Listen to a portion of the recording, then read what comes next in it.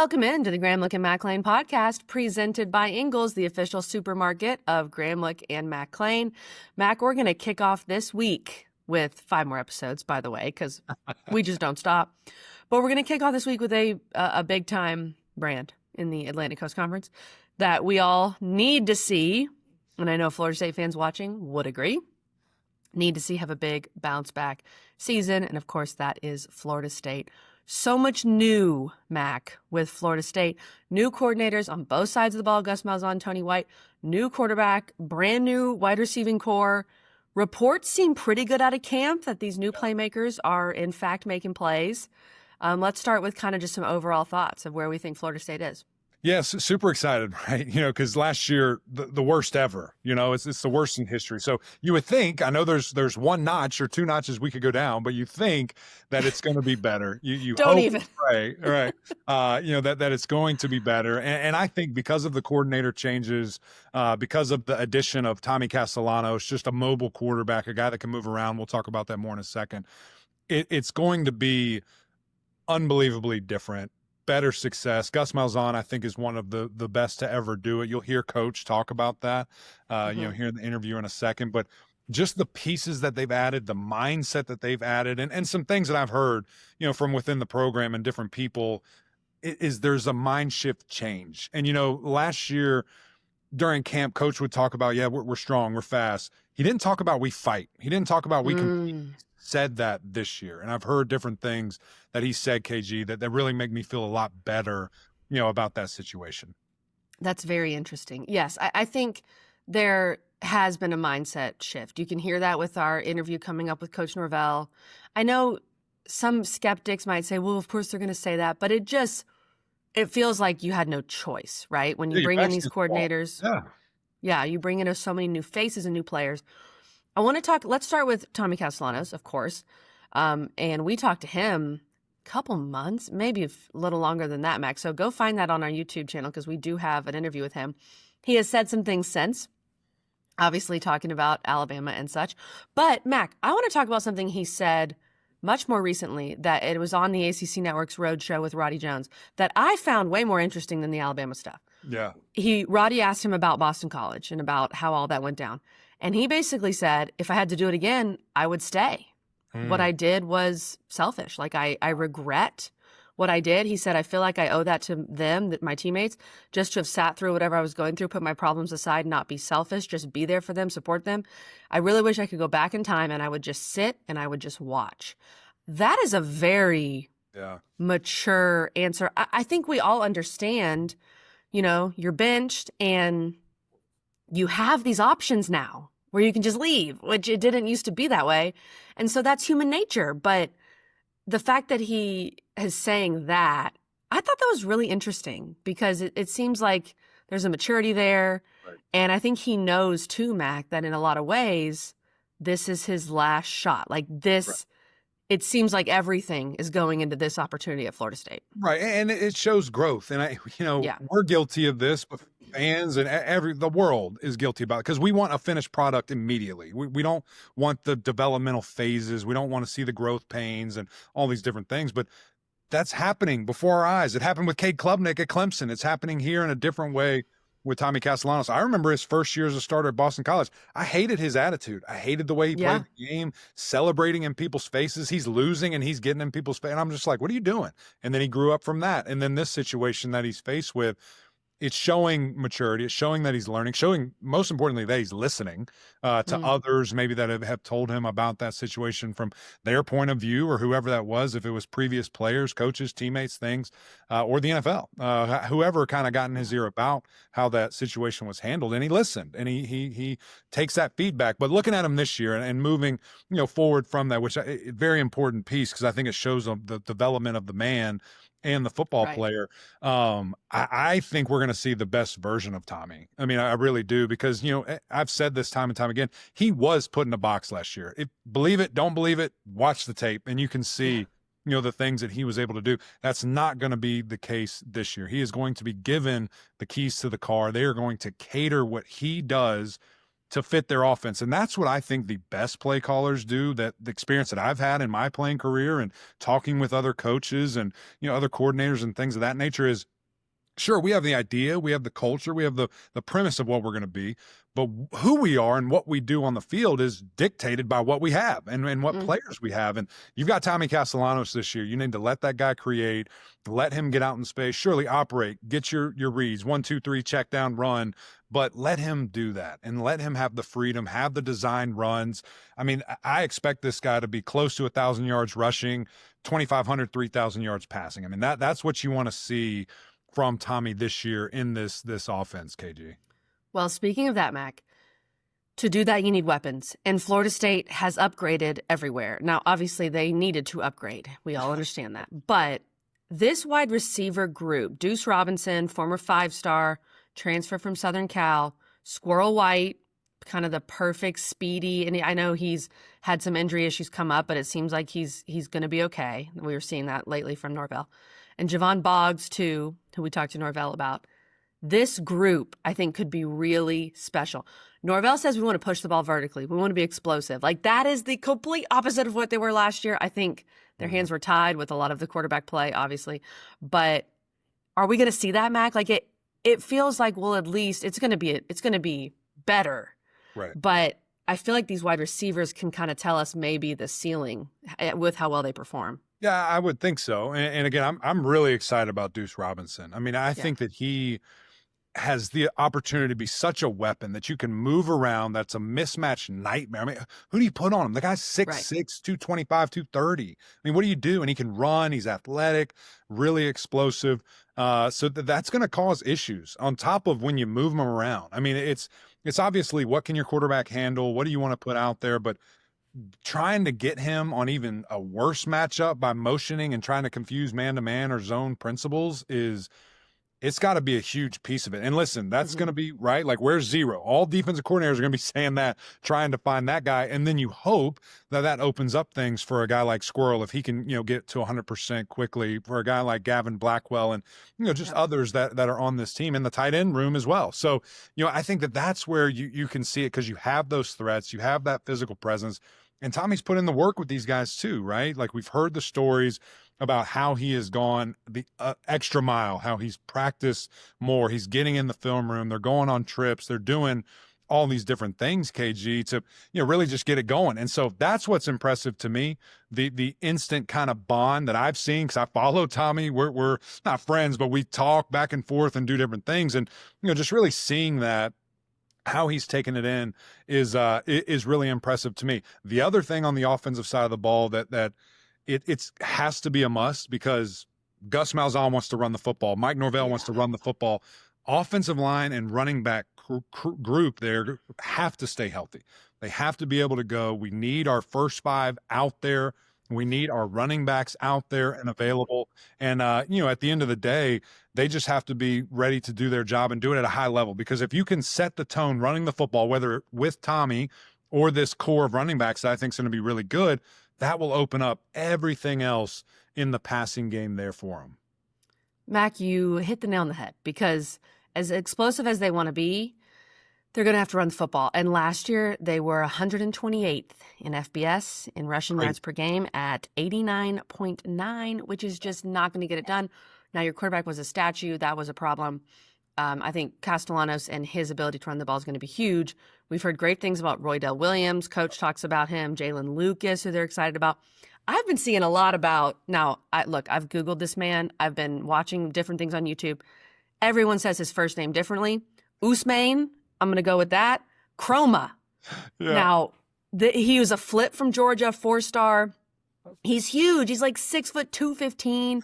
They're talking about him in pass protection already as a true freshman. Like, he's been a guy that's really been impressing people, it seems, Mac. Yeah, it is. And that's just where you want to be, right? And the things that you want to see from them, and specifically looking at, just this Florida State team and getting back to that, and to have the depth that we think that they do is a big deal. And so, whoever steps up there, is it a handful of guys? Is it 1 or 2 guys? Because I think another guy that Coach will bring up, and he's the guy, right? So he should. But Jalen Lucas is another weapon. Yep.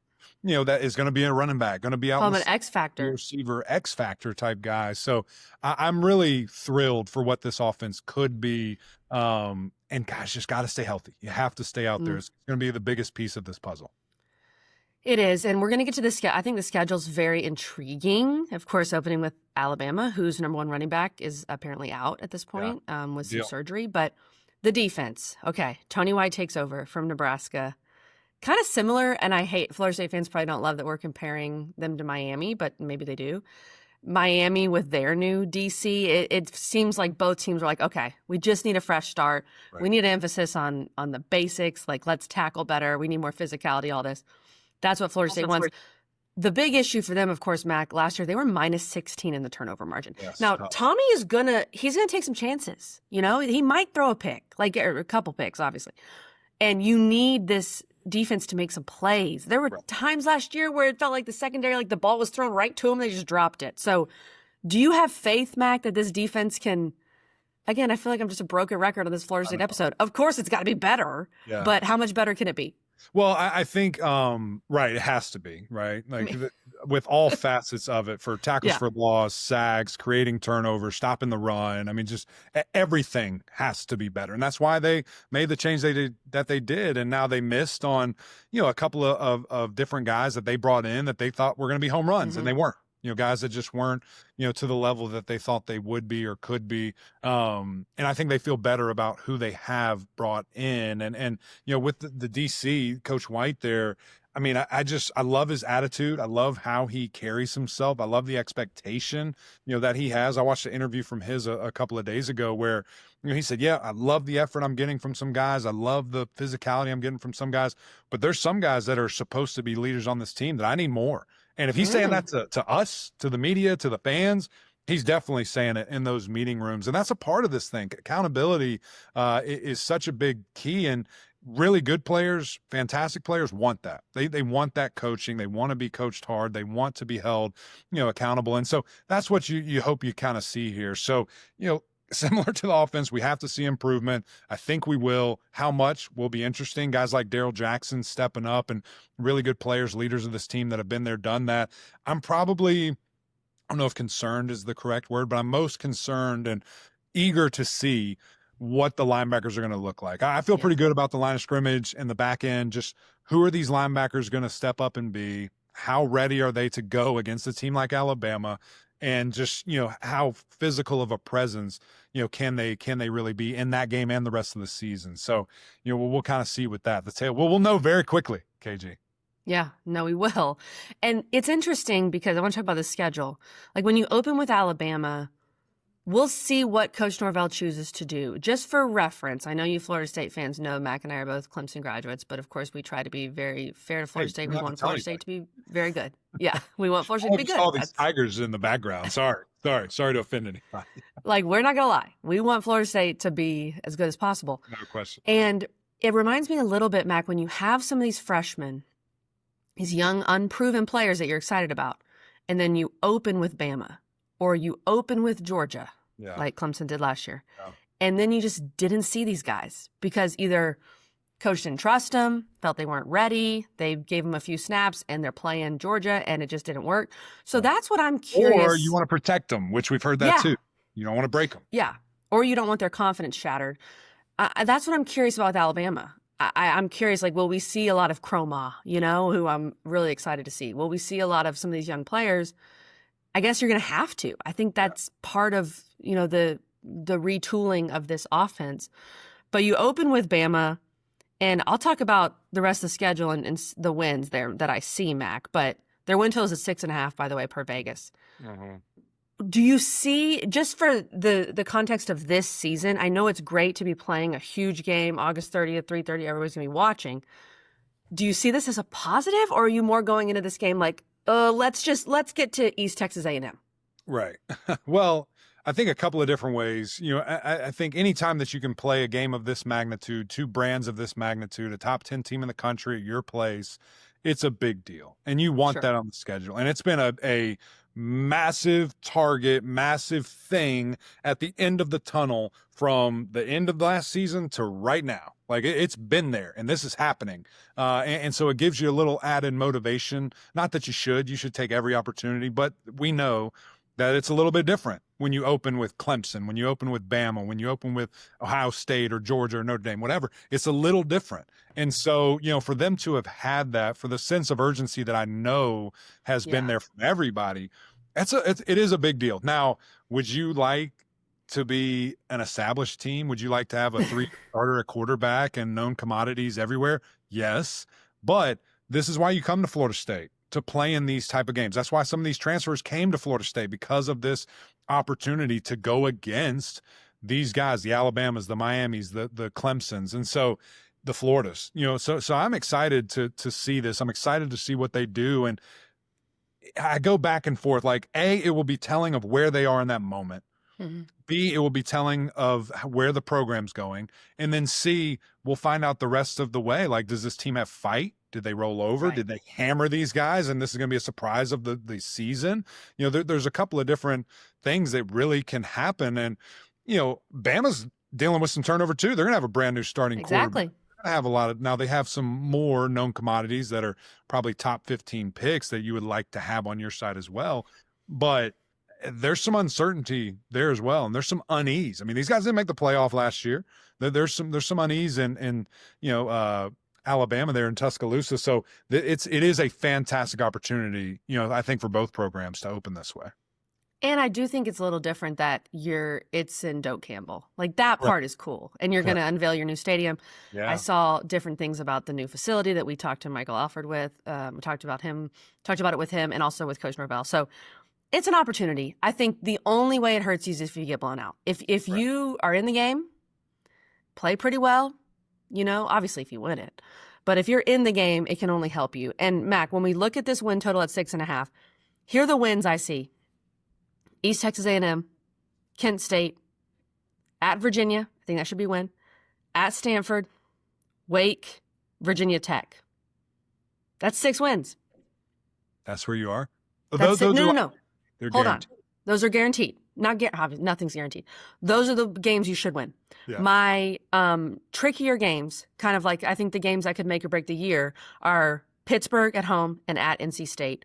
Yeah. I don't see you beating Clemson. I don't see you beating Miami. I don't see you beating Florida, most likely, and I don't see you beating Alabama. So if you beat if you're able to beat an NC State or Pittsburgh, get to the 7-8 threshold, I mean, that's where we're talking realistically, okay? Right. But there's so much we don't know about this team. If they go out there and play well against Bama, things change. But realistically, that's where I'm looking, Mac. Yeah, and this is a tough schedule. I mean, you're looking at the preseason rankings, number 8, number 4, number 10, number 15. Yeah. People are really high on all those teams, and people think very highly of them. And, I think I love your guaranteed wins there and how you feel really good about them. And I'm with you that those couple of other games can swing everything. At NC State, even when these guys are winning, you guys are winning national titles, FSU, you struggle at NC State. It's like a house of horrors for whatever reason there. Florida's a rivalry is what it is. We'll see the health and the longevity of each team last game of the season there. And we'll find out who Miami is as well early and often. I mean, the fact that Clemson, Miami, and Florida State open with the teams that they do is tremendous, and that we'll know a lot about them early. I think I'm going over for sure. I think 8 is the magic number for me this year, and I don't know if that's I want to see that or I think that'll happen, but it's both. Hopefully, right, that shows me true progress. Like 6, I'm like, we got to build on the highs, not the mediums, and definitely not the lows. So I think that's kind of where I am of expectation wise. That's 8 is kind of the bar for me this year, which maybe that's crazy to say. They won 2 games. They look terrible. They're one of the worst teams in the country last year. Yeah. But that's a major outlier. I mean, I will never, ever, never expect that from Florida State. The beauty of where we are in college football is you can be so different from one year to the next. Yeah. Last year showed us that with Florida State, when you go from winning the league to winning 2 games. So that is hopeful, right? That is a positive for Florida State. I would not touch this win total because I think there's so much, like if you were actually betting on it, there's so much uncertainty with this roster. Yeah. But if I had to lean one way, I think I would lean over. I think 7-5 is very, very doable. Right. And if things go way better than that, great. I just don't see this team falling apart like last year's. I really don't. I think you have a higher level of talent. You have a much better quarterback. Now, if, injuries happen, who knows? But I'm with you, Mac. I think last year was a true outlier. Right. Let's hope. And I think Gus Malzahn, I think that's a big deal too. Like taking more pressure off of Coach Norvell. Yeah. And he'll talk about that here in a second. We keep alluding to this. We need to get to this interview. So that's kind of our thoughts. I do want to pause briefly, KG. If you're watching this and you're a Florida State fan or another fan, go subscribe to the channel. Jump on this with us. That's how we keep the cameras rolling at this place. We need your help. We need your support. So go do that. And quickly, before we get to Coach Mike Norvell, a message from our friends over at Ingles, which our girl Mel, who helps us at Ingles, is a massive Nole. She's one of y'all.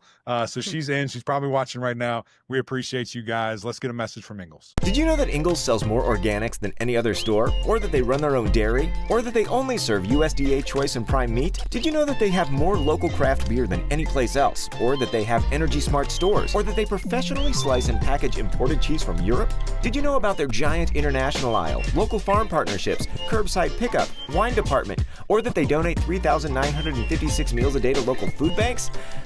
Well, now you do. It's all in the bag. Ingles, low prices, love the savings. Coach Mike Norvell joining us here on the podcast. Super excited to have you on, Coach. We always appreciate your time. You were telling us a little bit off air about some relaxing you got to do a little bit, but now it's full swing. We're getting into July. We're getting into fall camp. How excited are you for this kind of fresh start in a lot of ways with some new coaches, new faces? How are you feeling going into this year? No, we're extremely excited for what's ahead. And yes, it was good to get a couple weeks, after June finished up with the dead period and, kind of just to have a little time to, relax, be with family, and then, it's full steam ahead right now. And so we're excited for all things that are in front of us. The guys have done a great job through the summer workouts. Really pleased with the progression that I'm seeing. Just the continued cohesiveness that's being built, and just the excitement within our team. And we got our players, doing a great job. Really excited about our coaching staff and the guys that have come together, and seeing them, really pour into this program and to pour into the players that we get to be around on a daily basis, and kind of put their fingerprint on what we're doing within their position, and then obviously on both sides of the ball. Coach, you mentioned those new folks around the program, those new coaches specifically. How does Coach Gus Malzahn bring some relief to you? Bringing in an offensive guy to maybe take some of that off your plate. Well, I mean, he's one of the best that's ever done it in the history of college football, and to see him and just really being back in his element of being able to focus on the offense, and he's just. He brings such a great dynamic. He's somebody that I always say, one of his greatest qualities is he infuses confidence to those that he's around. He knows what he wants to look like. He knows what he wants it to be. I'm just really pleased with that progression, and just the excitement that you see in our offensive players. For one, who they have leading them on that side of the ball, and obviously what they're getting to do together. You were a GA for Gus too, is that right?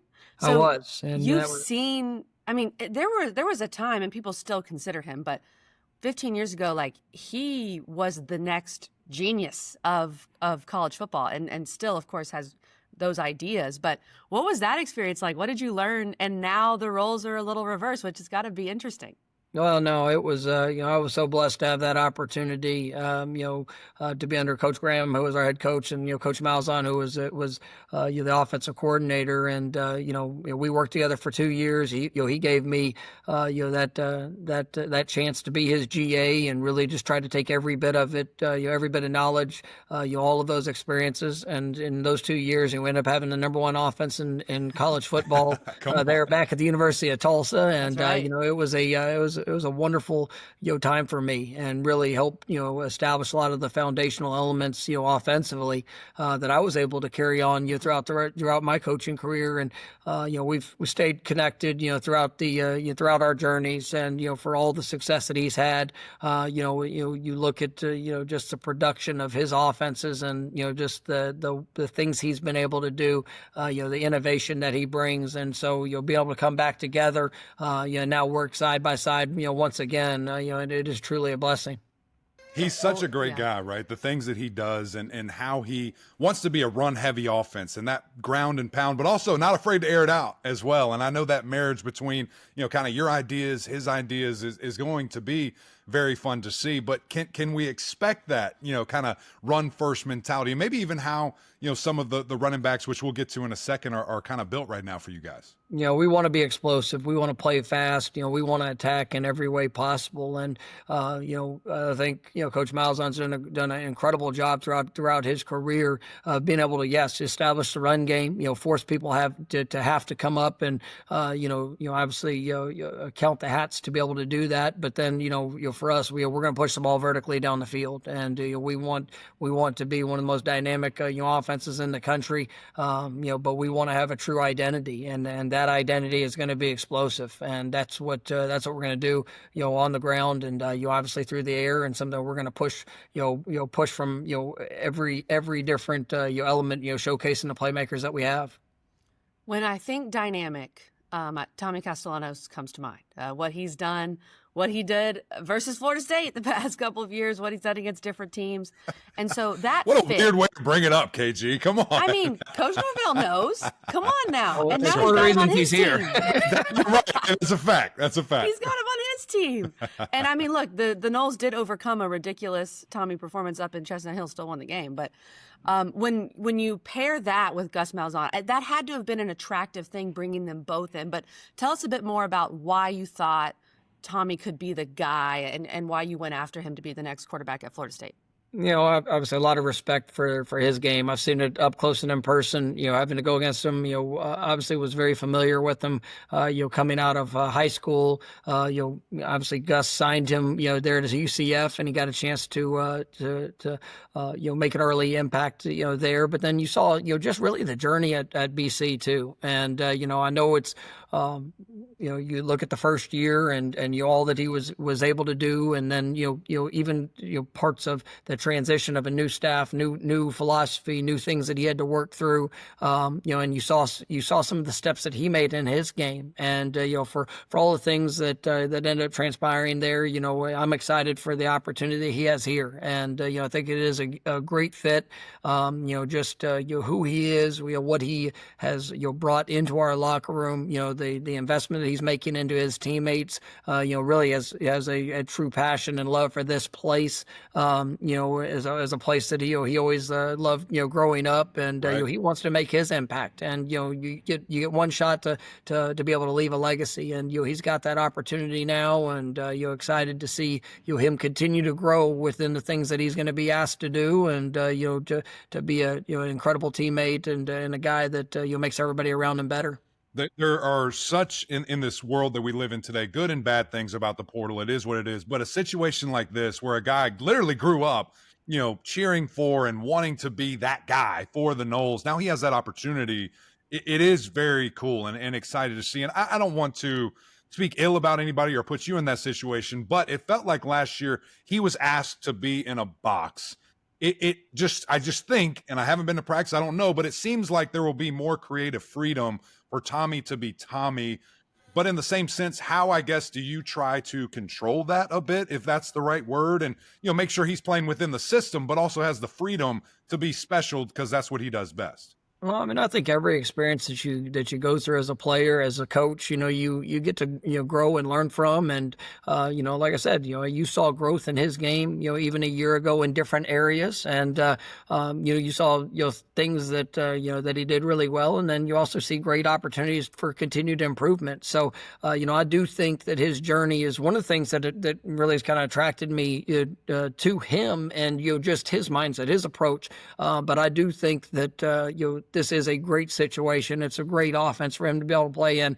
He's got some players around him that I think are going to be able to continue to enhance and showcase that. And, obviously, like I said, the most innovative mind, I think in college football history, the guy's going to be calling the plays and putting him in that position. So, I do think it's a great fit. And excited to see it continue to develop as we go through fall camp and obviously getting into the season. You bring up guys around him. You've had some great wide receivers during your time at Florida State. Some big names, Keon Coleman, so many others come to mind. You bring in Deuce Robinson from Southern Cal. You bring in Squirrel White from Tennessee. I know you're excited about the young freshman Boggs and what he can do. So talk to us about what you've seen from some of these wide receivers and these pieces you've put around him. Well, I mean, I think that group is one that we do have some home run hitters. We've got guys that can be dynamic playmakers. You look at some of the guys that you mentioned. Deuce has incredible size, speed. He's done it at a high level, and I think is in a great position to go have an incredible year. Squirrel White's one of the best and fastest players in college football. I think that you've seen the flashes of what he's been able to do. Obviously had some injuries that kind of hampered him a little bit this past season, but definitely think that those guys bring a great deal of experience into this offense. And then you look at guys like LaWayne McCoy, who played as a true freshman last year, was really kind of thrown into it. BJ Gibson played as a freshman last year, Elijah Moore, but then, you talk about, like a Javen Boggs. I mean, he came in spring, really, I thought established himself as a guy that's going to put himself in a great position to be able to positively impact this football team. We're also able to bring in another, kind of older and experienced, player in Gavin Blackwell, who I think, once again, showed very great signs, early in his career, had some injuries and, things that kind of derailed him a little bit, but I think this group can really come together and be a dynamic force for us, and we're going to need them to play at a high level, and have big expectations for what they're going to be able to do. Yeah, and we mentioned Deuce there, and I know KG brought him up, but he's just such a unique chess piece to me because he's a tight end, he's an out wide guy. I mean, he's such a hybrid piece, maybe a little bit like Johnny Wilson, or maybe a little bit more of a tight end now that you could use him as. Without giving away the secrets, and all the blueprint, what's the expectation for him? I mean, is he a guy you want to move around? You get the ball different ways? Seems like he's a good piece to have. Yeah, and I mean, I would say that as you get to continue to watch him and see him, he is truly a great combination of really what Johnny and kind of Keon, what they both brought to the. It's great to have. It's great to have. You see a guy that can move around and really play any of the receiver spots. He does bring in. Obviously, anytime you're 6'6", 225, 30 pounds, there's a physical dimension to it. But he's a guy that has great versatility, and I think that he is a receiver. And I mean, you can bring him in, and he's not going to be overwhelmed with guys inside, with size. But I mean, he is a true receiver that can play all the different spots. And yes, if we get him closer to the box, I'm excited about some of the matchups and dynamics of what he can do. But he's I think he's got a chance to be one of the more versatile players in all of college football. We're excited to see him, and we talked about the run game. 2 years ago, Castellanos rushes for 1,100 yards, 13 touchdowns. So you've got something there. Roydell Williams, Jalen Lucas, a guy that only played 2 games last year, got injured.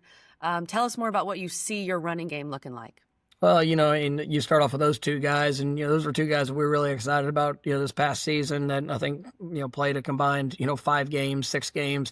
So it was tough, not having them. But getting them back, especially this spring. I think Jalen Lucas is an X factor type player. He can do it in the backfield. He can split out at receiver. And we also have another young guy kind of like that in Mekhi Danzy, who's obviously a dynamic speed guy, but you look at Roydell and just the talent that he brings, but also just the experience. He's a guy that has kind of really been able to do it all, whether it's protection, obviously things in the run game. Definitely a smart football player and a great leader. We're also able to bring in another guy with great experience and Gavin Sawchuk, who I think is really has a chance to be an impact here. You look at what he was able to do. Finishing up the 23 season, I think he had 5 straight 100-yard games. Really is somebody we saw his true freshman year when we played him in the bowl game. Went for over 100 yards. I mean, he's a guy that is really a great talent, has great speed. And then, I think the youth in our running back room is something that has me excited. And you see guys that I think will be able to fight to be able to define their role, make their impact. I mean, it's a great offense to be a part of. You look at the history of success that Coach Malzahn has had, that we've had with the running backs here. Definitely excited about those young guys and seeing what they're going to be able to do throughout the course of the season. Coach, more of a big picture question here, kind of a general question. You keep mentioning, and I brought up one of them, but the guys that can do a lot of different things and they're versatile and can be these weapons. How do you feel out when they're ready for more? When you have a guy that can play running back, receiver, tight end, or every receiver spot, how, I guess, do you know when, hey, we can put more on their plate because we need them to have more on their plate? I think you see that in just the way that they are, how fast they're playing, the way that as quick as they're able to transition, just the confidence of what they bring, from a meeting room to a practice field, and obviously getting an opportunity to do it in the game, because you want guys to play fast, you want them to play confident, and there's times that I think in every probably coach's career you'll put things on players, and at times if you see that that hesitation, or you see that where maybe they're just not playing as fast as what they're capable of, then you probably got to hone it back and you let them really specialize in a handful of areas. But as guys are able to grow through that, I think it's really what gives you the flexibility to put them in a lot of different positions and create those matchups that can give you a wonderful advantage. It's obvious that we're all excited about this offense and to see it in person. Let's talk defense. You bring in Tony White, new DC from Nebraska. We know him from his Syracuse days. He had some really stingy defenses at Syracuse there. What was it about Coach White that you felt like he was the fit to lead your defense? I mean, I think it was just the total package, and for him, yes. I mean, he's got four straight top 25 defenses. It's the versatility, the method of attack, even just, watching him. I did go against him a couple of years there when he was at Syracuse. Then you've seen him and just how he was able to continue to evolve, in his time there at Nebraska and implementing, more variations in the defensive fronts and just a way of attack and utilizing personnel. I just thought he was going to be a wonderful fit for, who we are, what we're about. And, and then, when you get to know the person, I mean, he's a tremendous leader of guys on that side of the ball. I mean, you watch you could talk so much about concept and schemes, but I like watching just the mentality and the mentality of his defenses. The way, the physicality, the effort, the method of attack. He was the right guy for what we wanted to do, and obviously excited about what I've seen here even in the short time that he's been here, just in the way that our players really have gravitated to him and continuing to push to that expectation and standard that we have here. Coach, when you do make a change as significant of that, even from a scheme standpoint, with what Coach White has typically done, what does that look like from an install perspective? Are you trying to be simpler now and then we'll build as we go on, or are guys just, kind of expected to take all this on right now and get after it? How do you measure on how much to put in, how much to, be simple and be really good at simple? Well, I mean, I think it's really on both sides of the ball because, with Gus and Tony, I mean, they're so innovative. There's so many different, levels of where they can go offensively and defensively. And I mean, but I think they're great teachers, and, how they are able to install, how they're able to, build upon the foundation, those foundational elements allows them to accelerate, and just what they're wanting to do. And it still goes back to kind of what we talked about with the individual players. It's about that, on both sides of the ball. When you see guys that are playing, cohesively, when you see that confidence, when you see the way they're able to communicate, and you get 11 guys out there playing as one, well, then you can continue to stack and build upon that. And I think just the type of teachers that these guys are at the coordinator position, and then obviously the position coaches that we have, I think that's going to allow us to do a lot there early. And but it still comes down to the players, and they've shown a great deal of confidence in what they're being asked to do. The players, Daryl Jackson. I mean, he's a guy that we know and love. He chose to come back to Florida State for another year. You're bringing him to kick off, obviously. What have you seen from him this spring? How has he embraced Coach White? I mean, I feel like he's got to be the heart and soul of that defense. I mean, Daryl's just such a critical, member of this team, and just a piece of what we're doing, because he does have great size, great talent, great ability. I think when you look at the last 6 games of this past season, you saw him really take a step in his progression. And there was when he made the decision to come back, I mean, that was the best signee that we've had this over the course of this last year, because he could have went out and probably would have been a guy that probably wouldn't have got out of the second round, if he, and potentially even higher than that. But, I think that you see the work ethic, the determination, the leader that he's continuing to grow and be. I mean, he's a guy that we're excited about. And yeah, he is. I mean, he's obviously the heart and soul of what we're doing. And, but he's got a great group of guys around him that are even, pushing him to new heights. And, you're so excited about, what he's going to be, here this year. Coach, you guys are no new kid on the block when it comes to starting with big games. Whether that be LSU going overseas, and now you have Alabama coming to town in a newly renovated stadium, which we can't wait to see, and the excitement around that. But what kind of opportunity does this provide for Florida State? Given last year, given what this team wants to be this year, and you have one of the teams that have been the standard in college football for the last decade, 2 decades. What does that provide for you guys at Florida State? No, I mean, it's exciting. It's a great stage. It's one that that we're built for. And when you come to Florida State, you're going to play in these games, and kick off the season. Obviously against a great program. One that. We know that they've got some dynamic players. They've got a great coaching staff. I mean, this is going to be a huge game, and what a great stage for us to be able to be here at home. Back to full capacity here at Doak Campbell, and you're so very excited for this team to be able to go out there and take their first step on that stage. It's what college football is all about, and the games that you love to be a part of. Absolutely. August 30th. Cannot wait. It needs to get here soon. We had Michael Alford on, your athletic director, and we were talking about the new Dunlap football facility. And he was walking us through the walkthrough space that has virtual reality, where you can basically see another team's formation and then walk through it.